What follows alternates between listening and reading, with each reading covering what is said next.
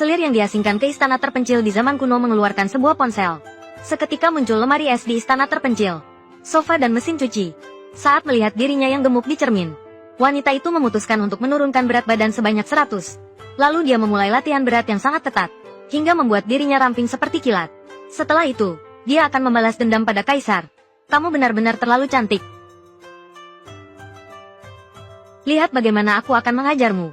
Ternyata, wanita gemuk ini adalah permaisuri yang berwibawa tinggi sebagai permaisuri. Namun karena bentuk tubuhnya yang gemuk, dan wajahnya yang tampak buruk, dia mendapat kebencian dari kaisar. Bahkan putra mahkota pun tidak mau mengakui dia sebagai ibunya. Hari itu, saat upacara doa, permaisuri tidak sengaja merobek bajunya. Kaisar marah dan mencelanya karena melanggar norma kesusilaan. Tidak sedikit pun menunjukkan sikap sebagai permaisuri. Kemudian kaisar meminta Selir Cui untuk menggantikan permaisuri dalam upacara doa. Saat mereka saling bertukar tempat, Selir Cui yang jahat dengan sengaja mendorong permaisuri dari tangga. Kaisar menuduhnya bersikap tidak pantas di depan raja. Permaisuri diasingkan ke istana terpencil. Selir Cui ingin merebut posisi permaisuri. Diam-diam Selir Cui datang ke istana terpencil. Dengan kejam dia menjebak permaisuri. Kebetulan saat itu seorang dokter medis dari era modern mengalami kecelakaan mobil. Secara tak sengaja jiwanya tertransmigrasi ke tubuh permaisuri. Mengingat kembali apa yang dialami oleh pemilik tubuh asli, dia memutuskan untuk memperjuangkan keadilan bagi pemilik tubuh asli. Tanpa basa-basi dia langsung menamparkan Selir Cui. Berani-beraninya kau memukulku. Aku memukulmu karena kau tak tahu sopan santun. Melihat aku, kau masih belum bersujud memberi hormat. Selir Cui mengandalkan kasih sayang kaisar padanya. Sama sekali tidak menghormati permaisuri. Bahkan berani memarahinya.